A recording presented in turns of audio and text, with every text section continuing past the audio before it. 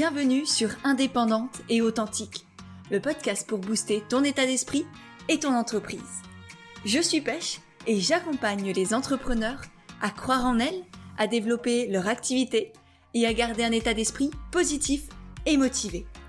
Chaque mercredi, je te partage des conseils autour de l'entrepreneuriat, une réflexion de développement personnel ou encore l'interview d'une femme inspirante qui te partagera sa vision de la vie et de l'entrepreneuriat. Et aujourd'hui, j'ai envie de vous parler de courage, parce que c'est une notion qui est essentielle, que ce soit dans l'entrepreneuriat ou dans notre vie au quotidien. Et pourtant, j'ai pas l'impression qu'on en parle tellement, comme si c'était acquis, comme si c'était facile de l'être, comme si tout le monde savait exactement ce que c'était. Alors qu'en y réfléchissant, j'ai trouvé énormément de choses dont j'avais pas forcément conscience avant. Et je me dis que si je le savais pas, si je l'avais pas conscientisé, peut-être que vous non plus, peut-être que je suis pas la seule. Et du coup, je me suis dit que j'allais vous partager tout ce que j'ai compris sur le courage, sur ce que c'était réellement, sur comment être courageux aussi, même si on n'a pas forcément l'impression de l'être, même quand on a l'impression que les événements nous terrassent, qu'on n'a aucun pouvoir. Si, on a du pouvoir. Et c'est ce qu'on va partager ensemble dans cet épisode de podcast. Et cet épisode, je dois l'avouer, il est aussi grâce à vous. Parce que j'ai reçu énormément de messages ces derniers jours, ces dernières semaines, notamment depuis mon podcast sur l'intégrité, que je te conseille d'aller écouter si tu l'as pas encore fait. Je te le mets dans les notes de l'épisode juste en dessous parce que c'est un épisode qui, je crois, vous a beaucoup touché, fait beaucoup de bien. En tout cas, j'ai jamais reçu autant de messages que suite à la publication de ce podcast. Donc voilà, j'espère qu'il te fera aussi peut-être du bien. Et puis ensuite, vous avez aussi été extrêmement nombreux à me dire que j'étais courageuse suite à mes derniers partages sur Instagram, alors que pour moi, c'était pas forcément courageux.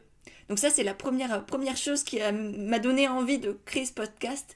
Et l'autre déclic, ça a été une visio que j'ai faite avec Chloé Bloom il y a quelques jours aussi, et on échangeait, et elle m'a notamment parlé à un moment donné d'un choix qu'elle a fait pour le futur, qui m'a beaucoup surprise, et que j'ai trouvé très très beau, et ma première réaction à ça, ça a été de lui dire « Waouh, c'est hyper courageux, bravo !» Et en fait, elle m'a répondu ensuite « Tu sais, Pêche, je me sens absolument pas courageuse de faire ça. » Et je dois avouer que cette phrase de Chloé a énormément résonné en moi, m'a permis d'avoir une belle prise de conscience aussi sur le courage, tant dans les projets que l'on porte et que l'on crée, qu'à l'intérieur de nous-mêmes. Et du coup, c'est ce que je vais vous partager aujourd'hui. Et pour commencer, j'ai envie qu'on regarde un peu ce que c'est réellement le courage. Et déjà peut-être ce que c'est pas, parce que souvent on l'assimile à d'autres notions qui sont mine de rien très différentes. Par exemple, avoir du courage, c'est pas être téméraire.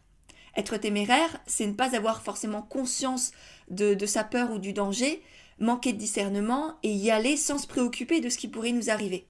Donc ça, pour moi, c'est un peu faire le mec hyper costaud, hyper viril, qui y va, qui en a rien à foutre, qui se dit « moi je suis puissant » et qui se pose pas forcément de questions. Donc c'est pas hyper glorieux pour moi. Ensuite, avoir du courage, c'est pas forcément avoir de l'audace non plus. L'audace pour moi, c'est faire quelque chose que peu de gens font, qui sort de l'ordinaire ou qui est innovant. Donc ça peut être une part de courage, mais le courage n'est pas juste ça. Et pour finir, le courage, c'est pas un trait de personnalité. C'est pas quelque chose avec lequel on est, que certains ont et d'autres n'ont pas. On est tous courageux. Mais comme souvent, on le voit pas forcément, on l'accepte pas forcément, et si on ne le voit pas chez soi, forcément on le sera pas.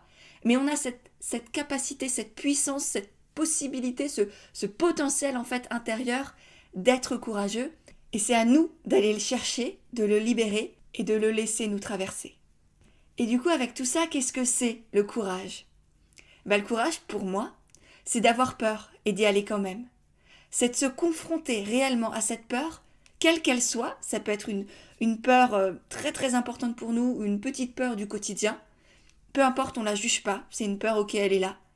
Et on y va, et on la traverse. Parce que pour moi, on ne surmonte pas ces peurs, on les enjambe pas. On fait pas comme si elles étaient pas là et je trouve un moyen de les fuir ou de les éviter. Non, on les traverse, on fonce dedans, on y va à toute blinde. Et c'est comme ça que petit à petit, on a de moins en moins peur. Donc c'est ça le vrai courage. c'est de se confronter à sa peur à soi. Pas par rapport à ce dont nos proches ont peur. Parce que souvent on est entouré de personnes qui sont tétanisées pour nous alors qu'elles sont absolument pas dans notre vie et qu'elles sont pas dans nos choix. C'est ce qui m'est arrivé quand je me suis lancée dans l'entrepreneuriat. J'avais, je pense, les 3/4 de mes proches qui avaient peur. Mais pas parce qu'ils avaient peur pour eux. Ils avaient peur pour moi et ils ont tenté, inconsciemment, de me transmettre ces peurs-là. En me posant des questions, en étant suspicieux, voilà. Je sentais qu'ils n'avaient pas confiance. Mais moi, j'avais confiance en moi. Et c'est tout ce qui compte. Donc être courageux, c'est pas se confronter aux peurs des autres. Être courageux, ce n'est pas non plus par rapport à ce que la société a normalisé ou non. On peut être courageux en étant salarié, alors que c'est tout à fait normal et accepté dans la société, que c'est valorisé et qu'on dit que c'est la sécurité. Un autre exemple, ça peut être par exemple la peur des chiens. Pour beaucoup de personnes, les chiens c'est tout à fait normal, il n'y a pas de souci, il n'y a pas de peur à avoir. Et pourtant, il y a des personnes qui sont tétanisées par ça. Et c'est complètement ok. Et donc ça ne veut pas dire que le fait d'aller caresser un chien pour eux, ce ne sera pas courageux. C'est courageux parce que eux ressentent de la peur. Que la société ait normalisé le chien ou pas, peu importe, on s'en fout. Si c'est pas courageux pour les autres, peu importe. Si c'est courageux pour toi, alors c'est courageux, point barre. Et donc le courage pour moi c'est ça. C'est juste par rapport à ses ressentis à soi. Le courage en soi, il n'y a pas le courage qui existe. Il y a le courage par rapport à nous. Et en même temps, du coup, le courage n'est qu'en soi, n'est qu'en nous-mêmes. Pour vous donner d'autres exemples, ça peut être le fait de me lancer dans l'entrepreneuriat. Pour moi, c'était à la fois une évidence, un choix du cœur, un choix des tripes, et en même temps, j'étais tétanisée, parce que c'était pas ce que je connaissais. Et ça, je pense que beaucoup d'entrepreneurs le vivent. En tout cas, moi, chez mes coachés, c'est quelque chose que je vois, que je ressens et que je les accompagne aussi à aller traverser. En ce moment, le courage pour moi, ça peut être quand je partage mes parts d'ombre, sur Instagram par exemple, que je fais preuve de vulnérabilité. Parce que partager mes émotions, c'était vraiment pas quelque chose de normalisé chez moi. Bien au contraire. C'était être fragile, être faible, voilà, toutes ces choses-là, je pense que vous les connaissez aussi peut-être. Et du coup, parler de ma colère, de ma tristesse, de mes fiertés aussi, c'est pas forcément facile pour moi. Parce qu'en les partageant, je me sens mise à nu, je me sens démunie, je me sens en danger. Et pourtant, je le fais. Et pour moi, c'est une preuve de courage. Peut-être que d'autres, c'est tout à fait normal pour eux de parler de leurs émotions. Pour moi, ça a été un vrai challenge. Et aujourd'hui, ça devient de plus en plus la normalité. A contrario, pour moi, je ressens pas de courage, par exemple, à faire des lives sur Instagram. J'adore ça, je me sens dans mon monde, je suis à ma place, c'est comme en coaching, c'est mon univers à moi. Je sais que je suis douée à faire ça. Je prends du plaisir, je le partage, j'énergise les gens, je m'énergise moi-même. Enfin, c'est quelque chose que j'apprécie énormément. Alors qu'au contraire, pour beaucoup de mes coachés, c'est vraiment quelque chose qui les tétanise. Et donc là encore, je vais les accompagner à traverser ces peurs. Et c'est ok, c'est complètement ok. Pour moi, c'est facile. Pour elles, c'est plus compliqué. Tout simplement parce qu'elles ont un parcours, une vie, une personnalité qui sont différentes. Et ça fait pas d'elles des moins bonnes personnes que moi ou je ne sais pas quoi. Ça fait juste de nous des êtres différents qui sommes courageuses à notre manière à nous. Donc encore une fois, pour résumer, le courage, c'est avoir peur et le faire quand même. Avoir des peurs en soi et y aller quand même, peu importe ce que peuvent penser, dire ou faire les autres. On s'en fout. Voilà. Ensuite, et ça a été une grosse prise de conscience, c'est les 3 types de courage. Parce que depuis avant, je parle du courage comme s'il n'y en avait qu'un seul. En réalité, pour moi, il y a 3, voire 4, il y a un sous-type, il y a un sous-type de courage, il y a 3 grands types de courage différents. Le premier, c'est celui, je pense, auquel tu penses aussi, c'est le courage d'agir, c'est-à-dire de passer à l'action, de faire des choses concrètement. Alors pour moi, ça ne veut pas dire faire n'importe quoi non plus. C'est faire ce qui est juste pour nous, en fonction de nos valeurs, de notre personnalité, et peu importe encore une fois ce que va valoriser la société ou nos proches. Par exemple, se lancer dans l'entrepreneuriat, encore une fois, alors qu'on ne sait pas forcément où on va, et qu'on a une famille à préserver, et une famille qui n'est pas forcément adepte de ce mode de vie-là. Mais on y va quand même. Et on agit, et on passe à l'action. Donc ça, c'est le courage d'agir. Ensuite, dans le courage d'agir, et c'est là le sous-type, c'est aussi le courage de non-agir. Le fait de ne pas agir, c'est aussi parfois une forme de courage. Notamment quand on nous met une certaine pression. Le courage de non-agir alors que tout le monde fait la même chose et que nous, on décide de ne pas être un mouton, de ne pas suivre le mouvement. Par exemple, ça va être de ne pas se laisser faire par un client qui demande toujours plus. Il veut plus de temps, plus de conseils, il nous harcèle à moitié sur Instagram. Et là, il va falloir apprendre à dire non. Alors, j'ai fait tout un podcast aussi sur le fait d'apprendre à dire non, si jamais c'est quelque chose qui te challenge, qui est difficile pour toi. Je te mettrai aussi tous ces conseils précieux dans les notes de l'épisode pour que tu puisses aller l'écouter ou le lire parce qu'il y a aussi un article. Mais ça, c'est essentiel. Arrêtez d'agir, arrêtez de se soumettre aux desiderata des autres et dire là maintenant, stop. Ensuite, le courage de non-agir, ça va être aussi de rester droite dans ses bottes, face à la situation actuelle par exemple, si on n'est pas d'accord. Moi c'est mon cas, vous le savez, il n'y a aucun tabou là-dessus. Et j'accueille aussi avec un immense amour toutes les personnes qui ont des opinions, qui ont fait des choix différents. Il y a zéro souci pour moi. L'essentiel, comme je vous le répète très souvent sur Instagram, c'est que chacun fasse ses choix en conscience et soit aligné avec. Et à partir de ce moment-là, tout va bien. Tant qu'on se respecte, c'est ok. Donc bref, ça c'est aussi une forme pour moi de courage, de non agir, de rester droite, alors que tout le monde est en train de foncer vers l'avant. Non, moi je suis là, je suis posée et je bouge pas. Donc première forme de courage, le courage d'agir. Ensuite, on passe au courage de ressentir, le courage émotionnel, celui d'accepter de nous laisser traverser par toutes ces émotions, par tous ces sentiments, de se donner le droit de tout ressentir et vraiment de les laisser vas-y, entre en moi la colère, la tristesse, ok, vas-y, et je pleure et je crie et j'ai le courage de ressentir tout ça alors que c'est hyper désagréable, que j'aurais peut-être tendance à le juger. En tout cas, moi, c'était mon cas. Juger en me disant que je suis faible, que je suis une mauvaise personne, que je suis moins bonne que les autres parce que je ressens tout ça. Non, j'ai au contraire, accueillir ces émotions en soi, c'est beaucoup plus courageux que d'aller les cacher, d'aller les mettre de côté et de se dire non, moi je suis forte, je ressens pas tout ça. Non, le courage de ressentir, pour moi c'est l'un des plus beaux courages et pour moi il est même précurseur du courage d'agir. C'est parce que je ressens pleinement tout ce qu'il y a à l'intérieur de moi, que je peux faire des actions justes, que je peux agir en accord avec qui je suis et non pas justement en me sentant courageuse parce que par rapport à ce que la société a décrété comme étant courageux. J'espère que vous me suivez. Ensuite, la troisième forme de courage, c'est le courage de se poser des questions. Parce qu'une fois qu'on a eu le courage de ressentir, ok, je suis en colère, je suis triste, j'ai de la rancœur, je suis jalouse ou je sais pas quoi, qu'est-ce que ça veut dire sur moi? Le courage d'aller creuser en soi pour laisser ressortir tout ce que l'on ne voulait pas voir. Et ça, punaise, ça fait mal. Et c'est vraiment pas confortable. Et en même temps, c'est absolument magnifique. Parce que c'est dans ces moments-là qu'on apprend à se connaître réellement et qu'on peut envoyer de l'amour à toutes ces parts de nous qui étaient cachées auparavant, qui étaient là, qu'on ne voulait pas voir et qui du coup voulaient se faire voir. Donc prenaient une place immense et nous on les rabaissait, on les jugeait, on se jugeait soi-même. Alors qu'à partir du moment où on ouvre son cœur aussi à toutes ces parts d'ombre, comme on pourrait dire, qu'on aurait tendance à juger habituellement, eh ben on peut les accepter. On peut leur envoyer de l'amour. On peut s'envoyer de l'amour à soi-même au lieu de se juger d'être comme ceci ou comme cela. Et ça, vraiment, ça change la vie.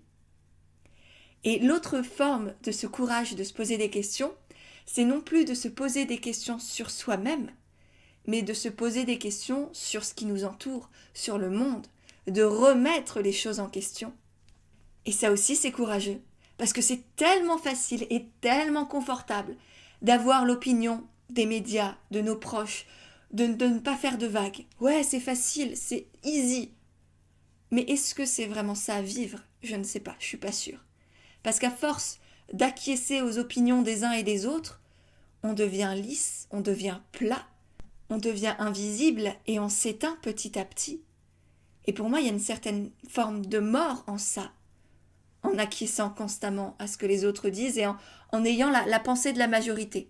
Parfois, c'est complètement ok. Si on est réellement ok avec ce que pense la majorité, il y a zéro souci. Mais à partir du moment où la remise en question, et on s'est vraiment demandé, est-ce que c'est juste pour moi de croire ça? Est-ce que je suis d'accord avec ça? Est-ce qu'il n'y a pas d'autres modes de pensée? Qu'est-ce que pensent les autres aussi? Allez se confronter aux opinions inverses. Essentiel aussi. Ne vous enfermez pas dans un microcosme, dans un entre-soi, où vous êtes entouré de personnes qui ont uniquement les mêmes idées, les mêmes valeurs, les mêmes modes de vie que vous. C'est vraiment dangereux.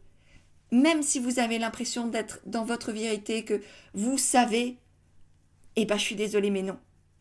Entourez-vous aussi de personnes qui pensent différemment, rien que pour vous ouvrir l'esprit, rien que pour voir, ah ouais, nouvelle façon de penser, nouvelle idée, nouvelle opinion. Vous pouvez être d'accord ou non, mais posez-vous des questions. Osez penser différemment. Ayez ce courage-là.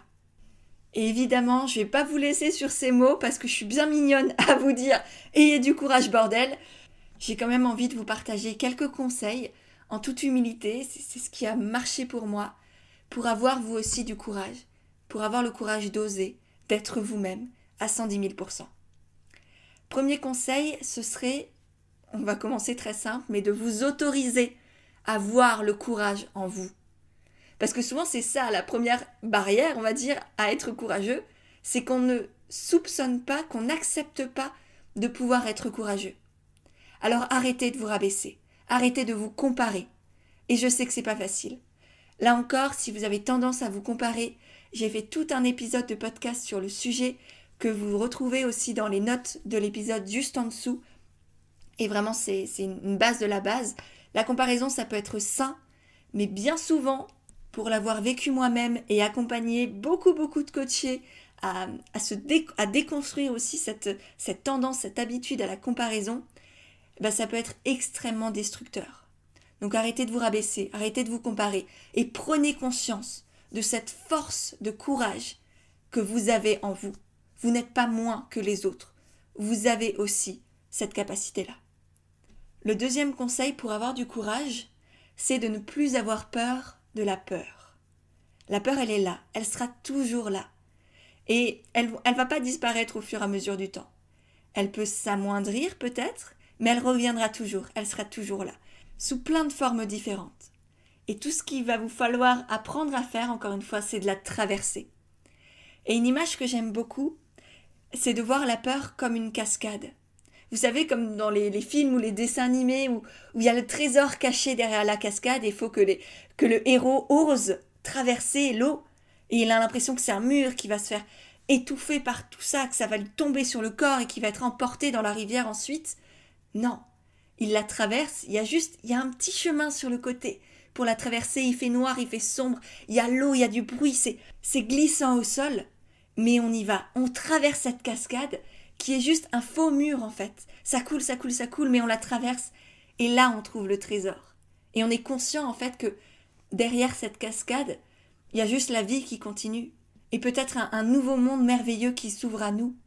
Donc voyez vraiment effectivement la peur comme une cascade qui cache un trésor et qui va littéralement vous changer la vie, vous la faciliter. Et plus vous allez traverser cette cascade, moins elle vous fera peur parce que vous saurez que derrière, il y a toujours un trésor qui se cache. Vous ne saurez pas exactement lequel, mais il y aura toujours un trésor. Ensuite, une autre image qui peut vous aider aussi pour ne plus avoir peur de la peur, et c'est encore une fois Chloé Bloom qui me l'a transmise l'autre fois quand on s'est appelé, c'est de la voir comme le quai 9/3 dans Harry Potter, où ils font foncer tout droit dans le mur avec son chariot pour passer de l'autre côté et arriver dans le monde magique. Donc voilà, je ne sais pas ce qui peut vous parler le plus, mais j'ai trouvé ces deux images hyper intéressantes. Ensuite, mon troisième conseil, c'est de vous connecter à vos pourquoi. Là encore, j'en ai beaucoup parlé dans mon podcast sur l'intégrité, donc je vous invite à aller l'écouter. Mais voilà, connectez-vous à vos pourquoi. Pourquoi vous faites ça? Qu'est-ce qui vous porte? Qu'est-ce qui vous motive? Et allez-y. Et rendez en fait votre cœur, la puissance de votre cœur, de ce que vous ressentez à l'intérieur, plus forte que ces peurs.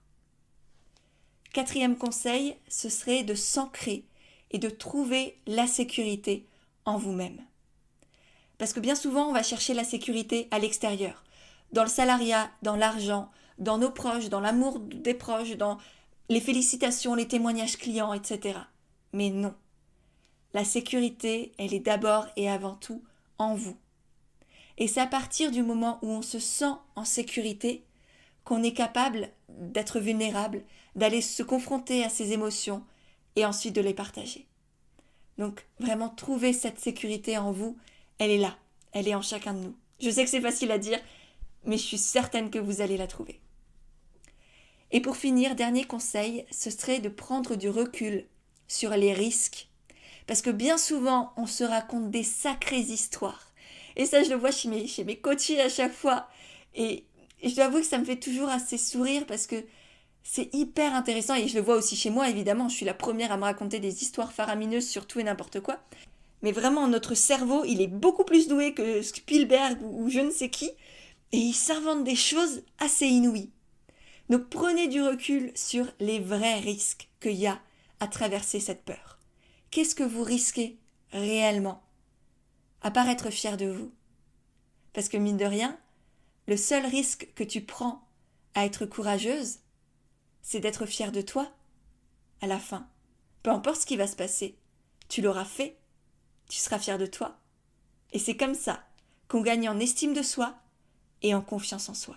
Et pour résumer, la dernière chose que je voulais vous partager et qui n'est pas des moindres, c'est qu'en soi, le vrai courage, c'est juste d'être soi, d'être vraiment soi et d'aller traverser tout ce qui nous fait peur. Ça se vit, le courage, c'est pas par rapport aux autres, pas par rapport à la société, pas par rapport à ce que les autres vont nous dire ou penser une fois qu'on aura agi de telle ou telle manière. Le courage, ça se vit uniquement en soi. C'est traverser ses propres peurs. C'est avant tout être entier et être intègre. Créer un véritable alignement entre ce que l'on ressent, ce que l'on pense et ce que l'on fait. C'est pas un trait de personnalité que certains ont et d'autres non. On a tous en nous cette capacité d'être courageux. Que ce soit visible à l'extérieur ou que ça se vive à l'intérieur. Peu importe. Le courage, à mes yeux, c'est ce qui nous permet d'avancer, de nous trouver, de nous réaliser. C'est faire de soi sa propre sécurité et développer une confiance inébranlable en ce que l'on est capable de vivre, de créer et de surmonter. Et encore une fois, le seul risque que tu prends en étant courageuse, c'est d'être fière de toi. Voilà, j'espère du fond du cœur que cet épisode t'a plu, t'a aidé, t'a donné du courage pour avancer dans tes projets. Si c'est le cas, n'hésite pas à me le dire sur Instagram, à partager l'épisode autour de toi. Ça fera certainement du bien à d'autres personnes encore. Si tu as envie que je t'accompagne dans les prochaines semaines, dans les prochains mois, je lance 2 nouvelles formations en janvier. Un coaching de groupe pour entrepreneurs débutantes et un mastermind pour entrepreneurs un peu plus avancés. Je te mettrai là encore les liens des listes d'attente dans la description. Il y a déjà pas mal d'inscrites et du coup si ça t'intéresse, je te conseille vraiment de nous rejoindre. Ça te permettra d'avoir les infos en avant-première et évidemment il y a 0 engagement à la fin, tu fais ce que tu veux. Voilà, j'espère vraiment encore une fois que ça t'a plu. J'ai hâte d'avoir tes retours parce que c'est vraiment un épisode qui compte pour moi et que je suis très heureuse de pouvoir te partager. Donc voilà, je m'arrête là, j'attends tes messages, je te remercie d'avance pour tous tes partages et je te dis à mercredi prochain pour un nouvel épisode d'Indépendante et Authentique.